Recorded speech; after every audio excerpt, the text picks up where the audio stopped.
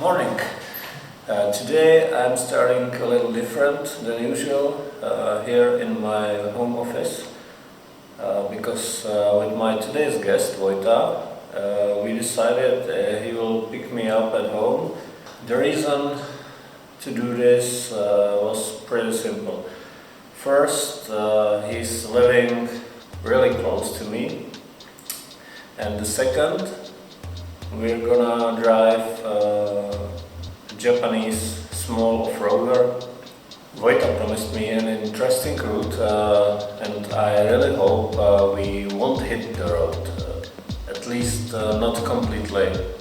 I really hope we will hit some fields and enjoy some off-roading fun. So let's do this.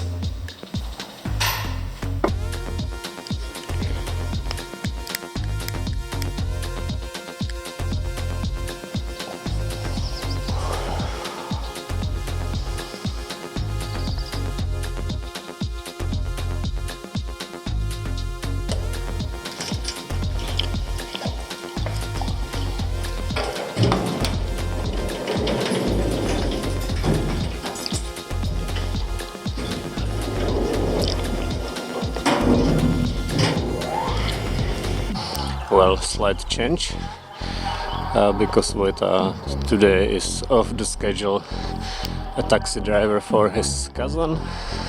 I have to move first on my feet to another meeting point. Okay, I will consider this a little preparation for off-roading.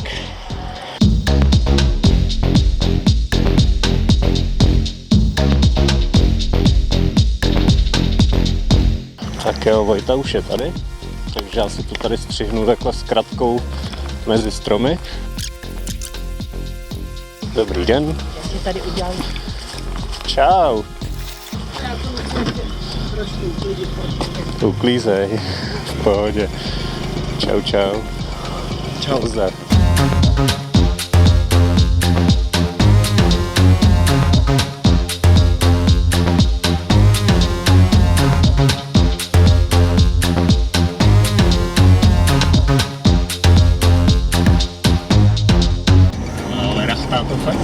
Ale prosím tě, tady je základní problém, je ta zadní střecha.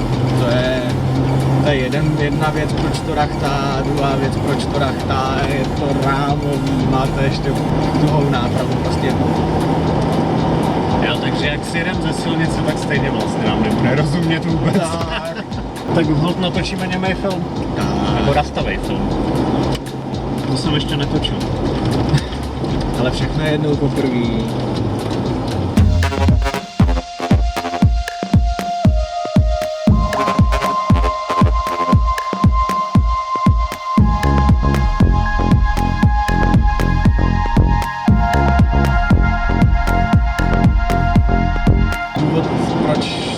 Šlo na to vyvaření, tak byl ten, že jsme jeli s kamarádkama a já byl strašně jakože vtipnej, takže pojedu velkou hlubokou louží. Kamarádka si začala stěžovat, že má mokro pod nohama a že má bahno na kabelce. Tak jsme odkryli koberec, našli jsme tam krásnou díru 20/8. No a to je díra. Jo, ale přitom jako ona ani nebyla vidět ze spoda nic prostě, ale... No, protože jsi ji měl zakrytou tím kobercem, že? Tak ještě, ale jako ani ze spoda, víš, protože tam jako to kryl krásně rám, no tak...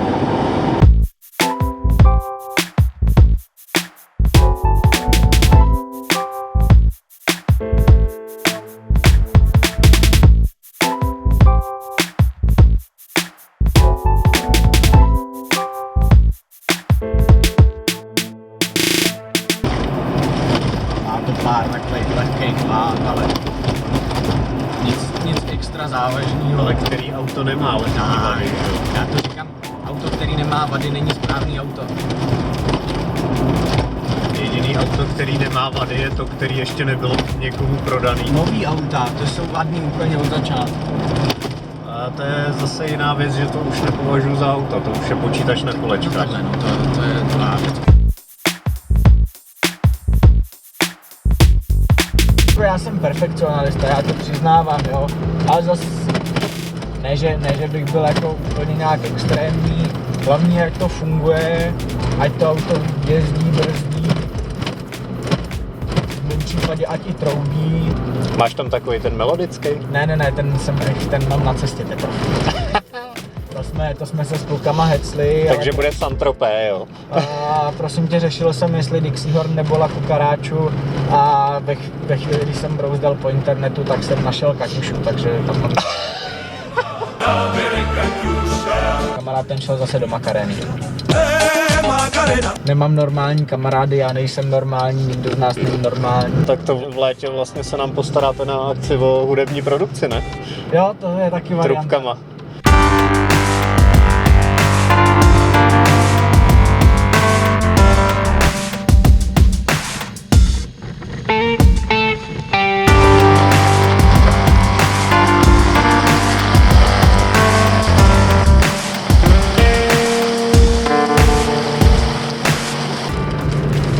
No, tohle auto má jednu nevýhodu, že prostě když člověk nalítne do kaluže, tak jak to nemá vepředu žádný převisy, tak musíš ještě předtím, než vlítneš do nějaký větší kaluže, zapnout stěrače, protože pak... Protože nevidíš.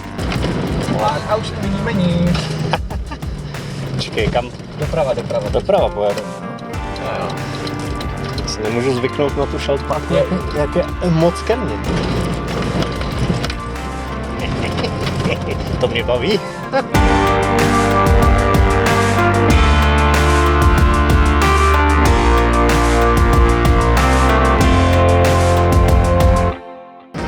Takže Vojta se mě snaží zabít najížděním na krajnice teďko.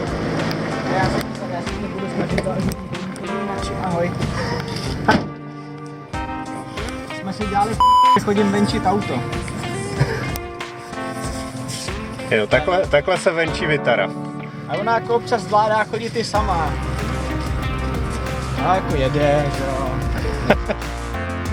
Počkej, tak já si zkusím taky vystoupit, jo? Tak jo.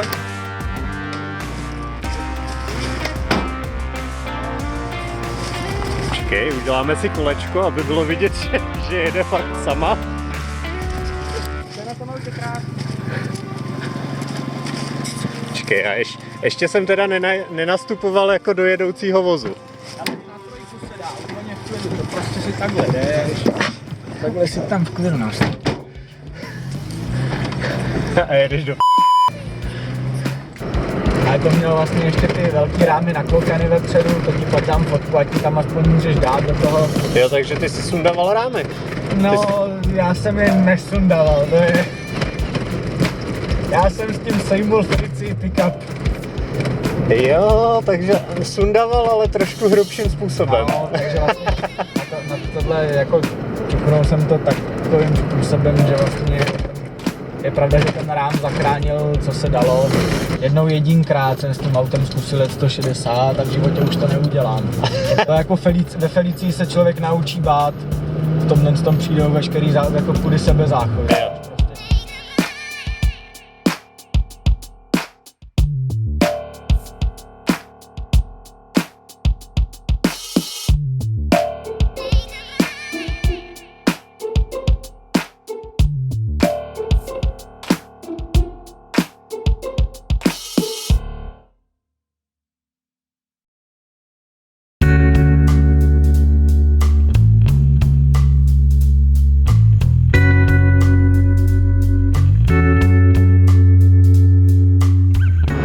To bylo mrtvý, když jsem si to vzal, to skoro nejezdilo, protože to jezdilo po horách, nízký otáčky, spíš to stálo, než to jelo, no takový to dojetí do lesa a zpátky. Jasně. Jak jsme s tím začali jezdit, tak první co tak mladická nerozvážnost, furt jsme lítali jak hovada. No já nevím právě, jestli to můžu říkat nebo ale mluv jak ti zobák narost, to je úplně v pohodě. Ty to stejně napíšeš do těch titulků, jak se bude. Přesně.